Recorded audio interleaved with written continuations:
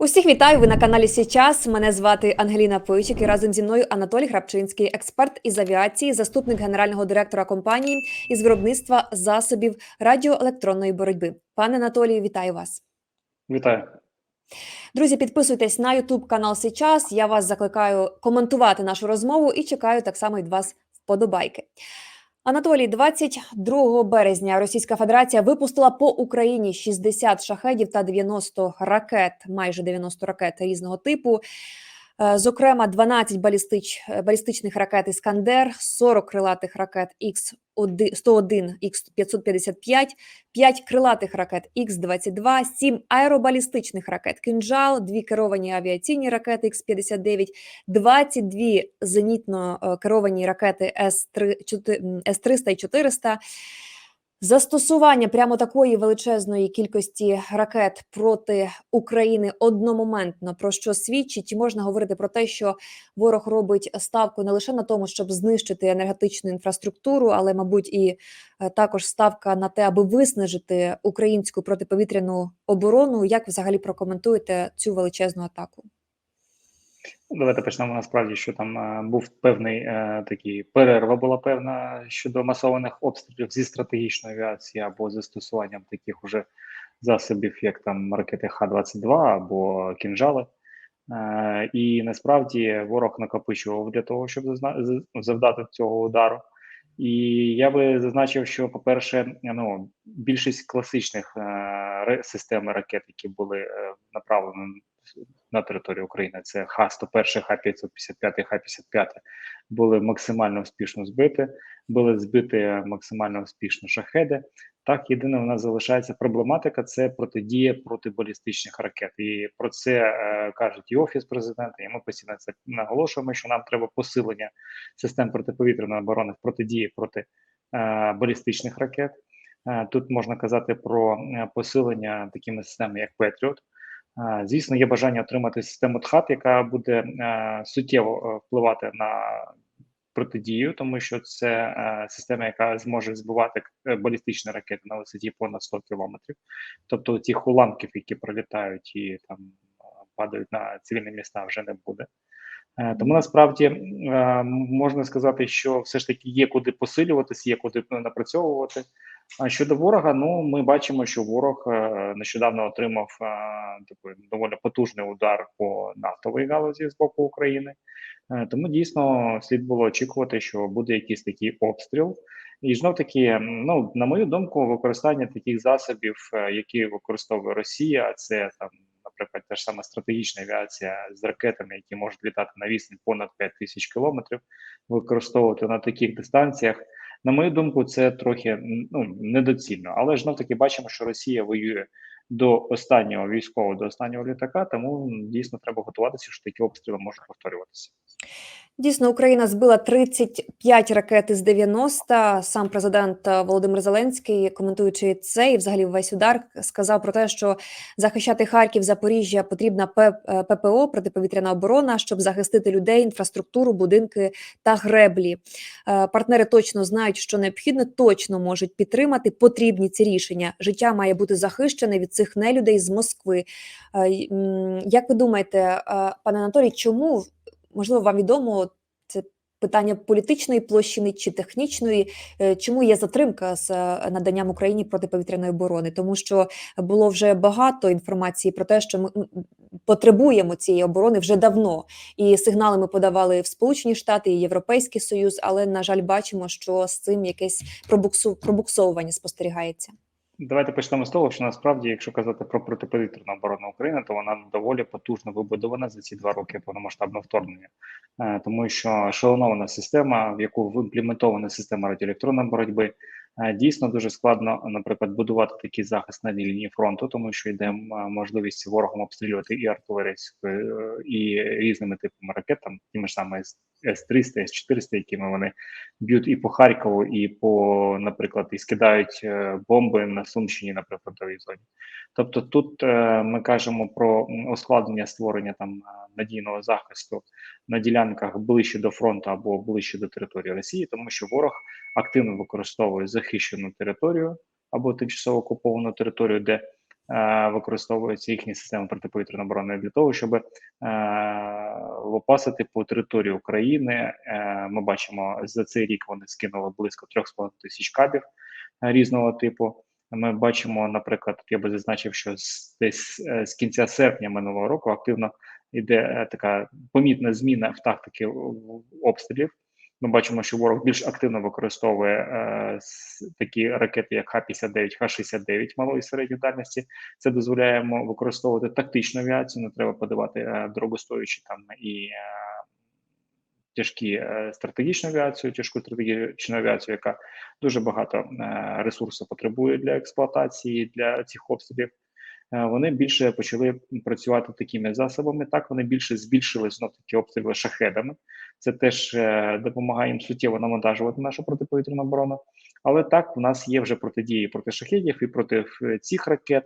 Але ж, звісно, у нас іде війна, і тут треба розуміти, що насправді посилення треба протиповітряної оборони.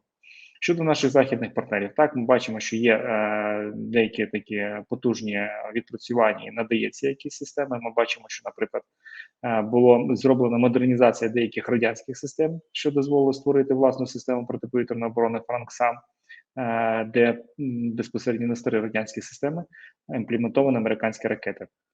Але знов таки, тут треба саме постачання систем цих,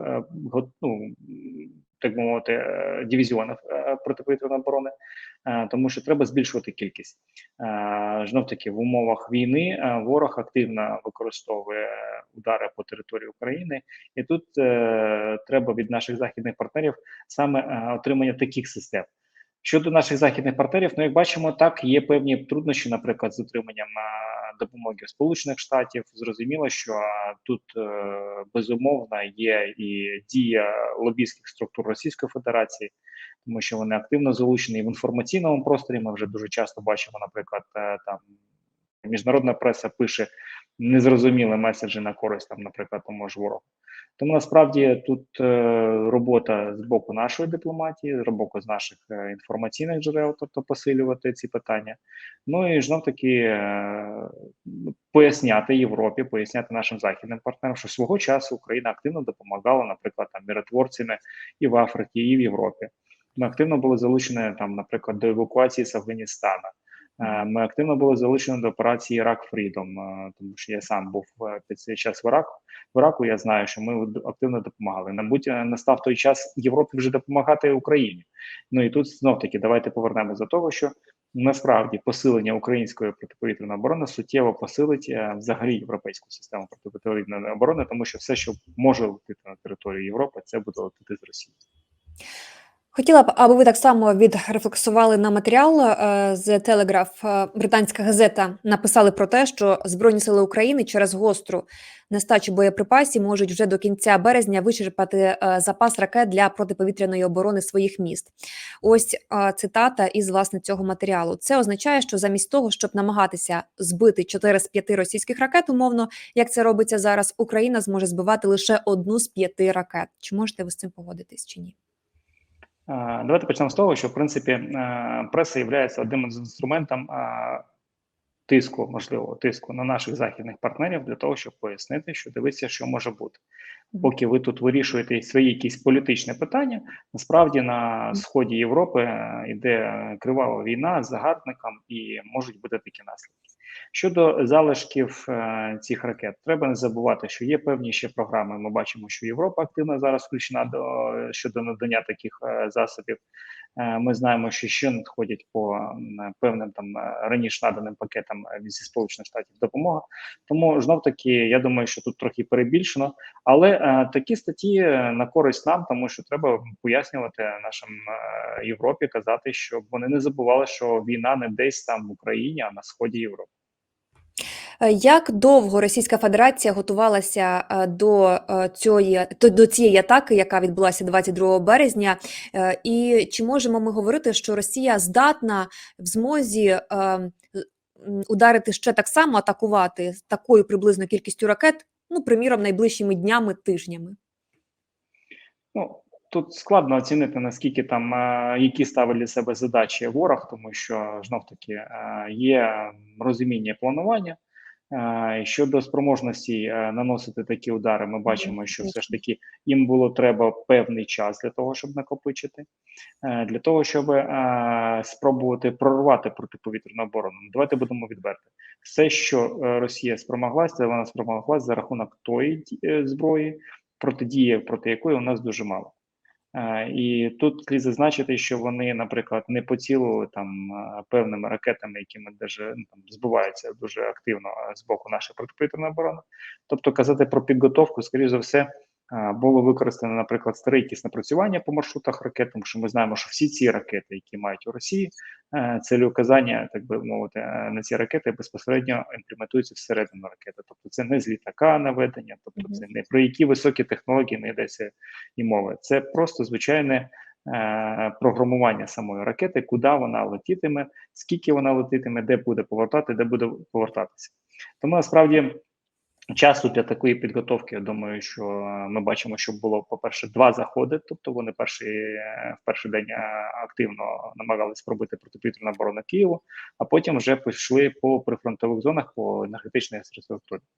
Тому насправді, пояснювати або шукати якихось елементів логіки в діях терористів дуже складно, але ж знов-таки треба готуватися, що ворог може найближчим часом, може повторити, може завтра, а може і за місяць. Тут знов-таки буде залежати від тих цілей, які ми поставимо. Може, там сьогодні вночі ще 12 НПЗ буде збите, підпалено, тому вони будуть активно шукати і накопичувати ресурс для того, щоб дати відповідь. Пане Анатолій, тобто я так розумію, що ви пов'язуєте все ж таки ураження НПЗ, які розташовані на території Російської Федерації дронами, в тому числі ГУР, СБУ, власне, і ці атаки, які є по Україні, тобто це може бути теж частково як відповідь на те, що зараз відбувається на території Російської Федерації? Ну, знаєте, я думаю, що коли 2 бійця деруться, якщо один не буде відповідати, то не буде бою, то буде просто убійство. Тому насправді тут, звісно, що вони будуть відповідати, і ми будемо наносити так далі удари, ми будемо розвивати свої засоби, які можуть бути долітати і глибше. Оце про це обов'язково зараз ще поговоримо, але от стосовно чому Росія, наприклад, не захищається, не посилює свою протиповітряну оборону, які в них є в цьому плані слабкі місця. От ми читали днями, що росіяни, мовляв, планують захищати свої нафтогазові об'єкти від атак дронів за допомогою самохідних зенітних ракетно-гарматних комплексів наземного базування «Панцир». Хоча в українській розвідці говорили, що начебто вони вже давно використовують і просто росіяни щось вигадують, російське військове керівництво, щоб заспокоїти своїх громадян. Давайте почнемо з того, що ці панцирі вони ставлять на дахи Міноборони, і ми бачили їх на таких вежах, поставлених наверх. Я би пригадав такий випадок, коли ці панцирі під час військової операції в Сирії гатили по зграях птахів, тобто думаючи, що це якась там повітряна ціль. Тому насправді тут є питання до цих панцирів далі. Наскільки є можливість виробляти ці панцирі? Тому що те, що всередині більш сучасного російського обладнання, це все повністю наземне комплектуючі. Тобто наскільки вони можуть активно обходити санкції для того, щоб поновлювати виробництво це активно.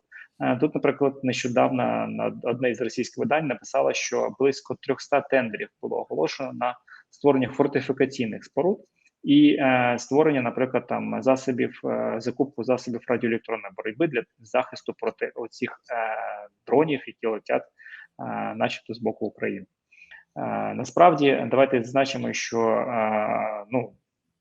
дивно дивитися на людей, які намагаються захистити свій бізнес від дій, які привів її президент, тобто Російська Федерація. Тобто зрозуміло, що їм набагато легше було би зробити не 300 тендерів, а усунути Путіна. Це такі мрії, мабуть, тому що там все ж таки раби. Але мені складно віриться, що вони зможуть побудувати таку певну ефективну протиповітряну оборону, тому що, знов-таки, давайте повернемося до того, що велика кількість систем протиповітряної оборони знаходиться зараз на території тимчасово окупованої України. Давайте пригадаємо, що, наприклад, замість понівеченої С-400 в Криму було забрано С-400 з Калінінграда. І насправді це показує про певну нестачу засобів протиповітряної оборони. І знов-таки, якщо ми кажемо про дієві, більш сучасні системи протиповітряної оборони, вони здебільшого складаються з елементів закордонних. Тому я думаю, що йому буде це складно. Цього тижня також було атаковано аеропорт у Енгельсі в російському. Там розташований військовий аеродром, де базуються стратегічні бомбардувальники. З нього злітають російські літаки, які атакують Україну. Заявили про те, що там є пошкодження в українській розвідці. Деталей не розкривали. Проте в день перед атакою, 19 березня, з'являлася інформація, що 11 літаків було на території власне цього аеродрому, 9 з них бомбардувальників.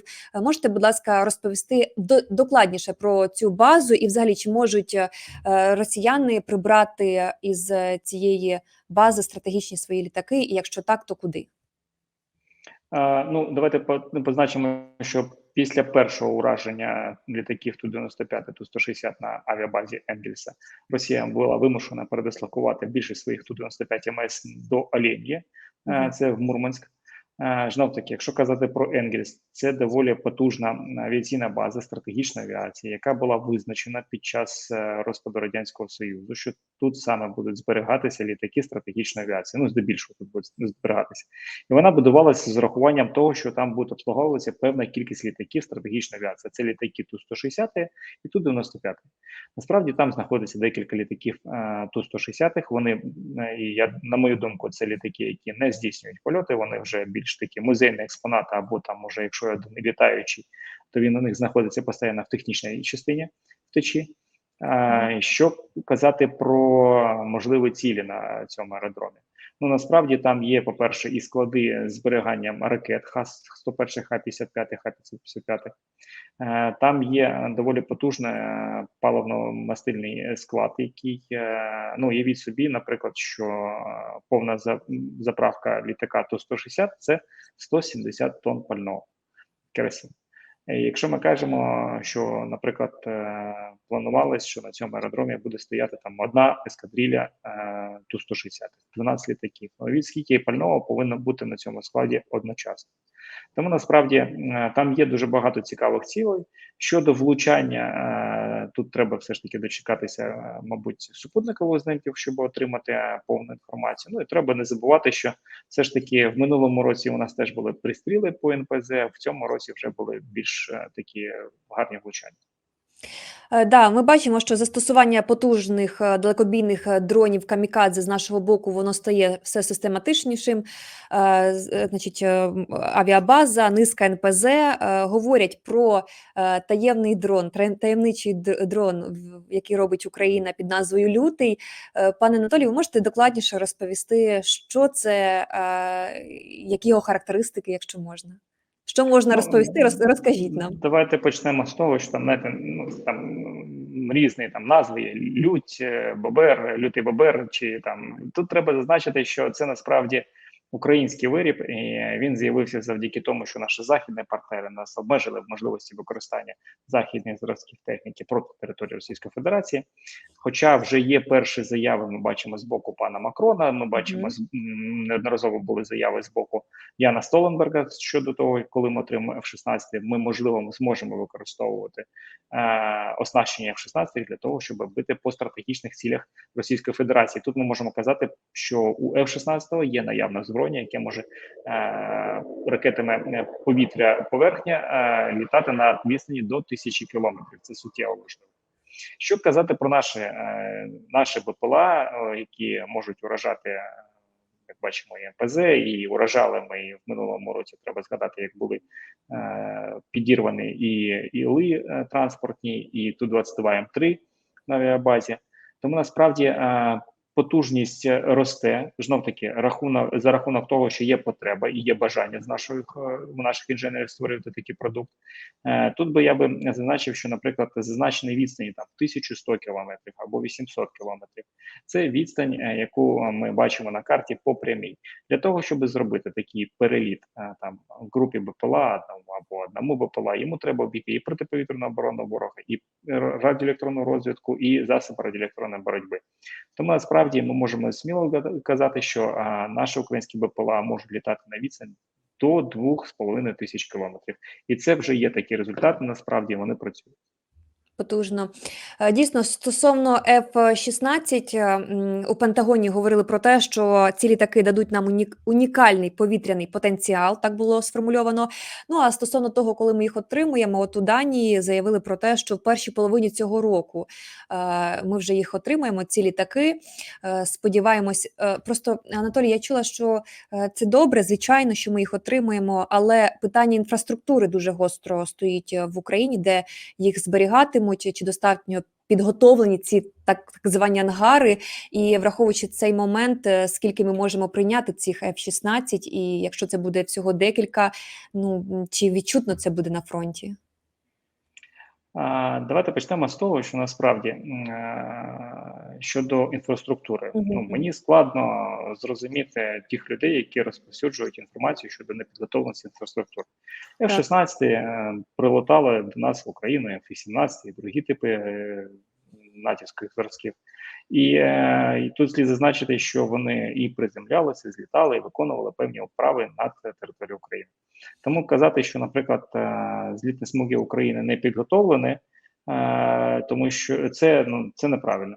Якщо ми кажемо про більше зберігання і обслуговування, тут є питання, але насправді наші західні партнери, коли нам передають ці літаки, вони передають з певним оснащенням, яке допоможе нам їх експлуатувати і робити певні підготовчі роботи. Тобто це предпольотна підготовка, післяпольотна перевірка.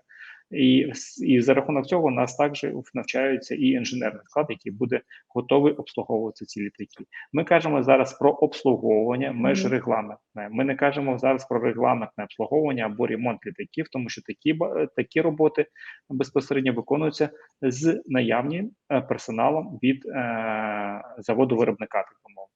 Це звичайні класичні норми, і так обслуговувалися літаки, наприклад, ті, які у нас були старорадянські. Тут слід зазначити, що насправді, наприклад, з 2014 року Україна, позбавившись можливості обслуговувати літаки, тому що це були літаки Сухого і Міга, ми були вимушені шукати власне рішення. Ну, якщо в випадку Міга у нас був міг-ремонт, який там знаходився на території України, то з Сухим було трохи складніше. І насправді тут слід зазначити, що такі авіаційні бази ми бачимо, що, наприклад, в Румунії відкрилася авіаційна база по навчанню обслуговуванню в 16.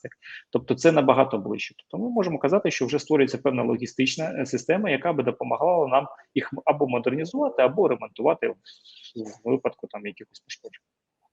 Поряд із розмовами про ймовірну відправку військ НАТО або хоча б деяких країн, які входять до Альянсу, в Україну, власне, є розмови і про надання Україні далекобійного озброєння, ракет «Таурус», «Атакамс».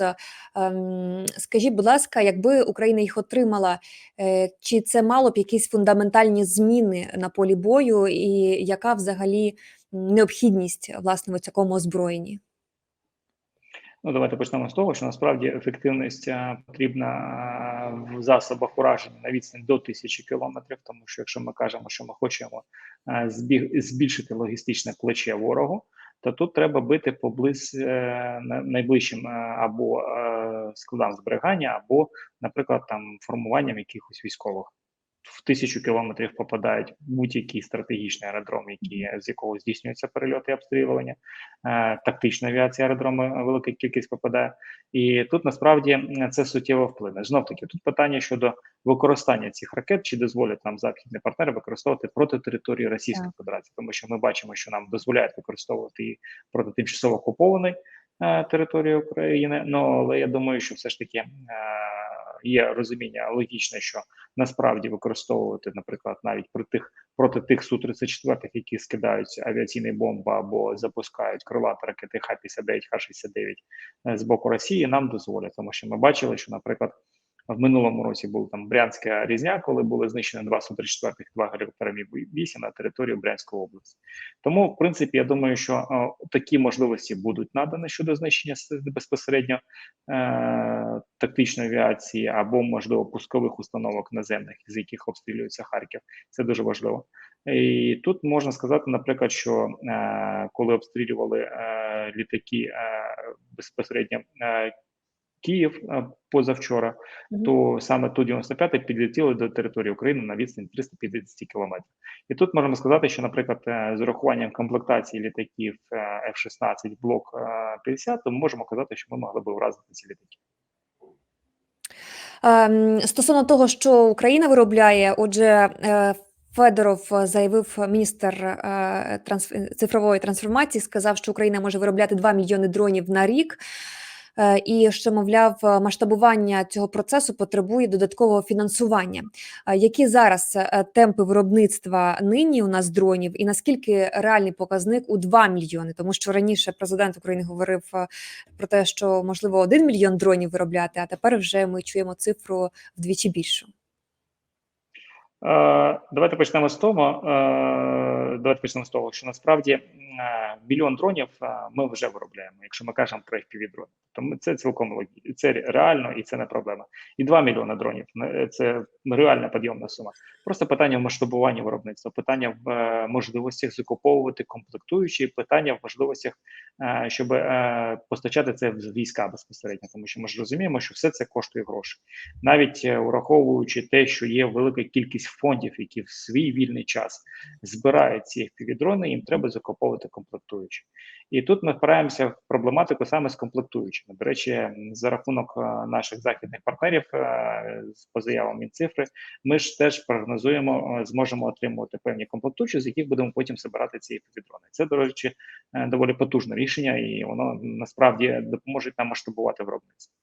Але знов таки, якщо ми кажемо про збільшення виробництва, тут треба акцентувати увагу, що треба виробляти безпосередньо в Україні, тому що це знов таки це свої робочі місця, і не треба боятися, що, наприклад, що після нашої перемоги у нас залишиться велика кількість там компаній, які будуть займатися виробництвом зброї. Ну давайте повернемося до того, що велика кількість БПЛА можуть використовуватися в цивільному житті. Тобто, наприклад, є приклади українських компаній, які до війни займалися, наприклад, до повномасштабного вторгнення, займалися, наприклад, моніторингом там білих носорогів в Африці.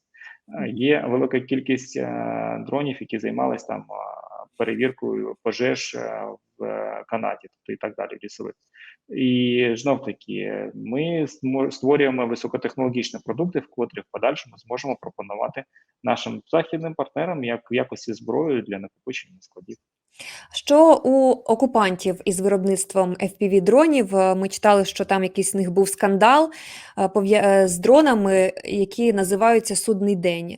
Мовляв, їх роблять настільки неякісними, що їхня ефективність на полі бою близька до нуля. Дрони вже тривалий час штампуються на одній тій самій частоті, і українські військові вже давно цю частоту виявили. І як результат, переважна кількість таких дронів-окупантів просто банально не досягає своїх цілей. На це воєнкори їхні жаліються дуже сильно і вже там пишуть в соціальних мережах про це. Давайте почнемо з того, що військова промисловість Росії – це можливість комусь озолотитися. Ну, це реально. Ми ж бачимо, що велика кількість у них військового знаряддя, які є, воно там не відповідає певним технічним характеристикам. Ті ж саме крилаті ракети «Кінжал», точніше, ці кінжали, вони не відповідають технічним характеристикам. Тобто зрозуміло, що на ці розробки було ввалено дуже великі суми коштів, а як наслідок отримали не те, що ми хотіли. Ну і як бачимо, насправді тут і можна очікувати від таких самих потуг створювати ці FPV-дрони. Давайте не забувати, що той самий ланцет з 5 ланцетів може поцілити лише тільки 2. Тому насправді є проблематика, і зрозуміло, що вона у них буде з'являтися. Як вони будуть вирішувати? Ну, для нас бажано, щоб вони її не вирішували. Звичайно. Спасибі вам величезне, пане Анатолій, за цю розмову, за ваш час. Анатолій Храпчинський, експерт з авіації, заступник генерального директора компанії з виробництва засобів радіоелектронної боротьби, був з нами на зв'язку. Нагадую, друзі, коментуйте нашу розмову, поставте нам вподобайку, для нас це важливо, і не забувайте підписуватись на YouTube канал «Січас».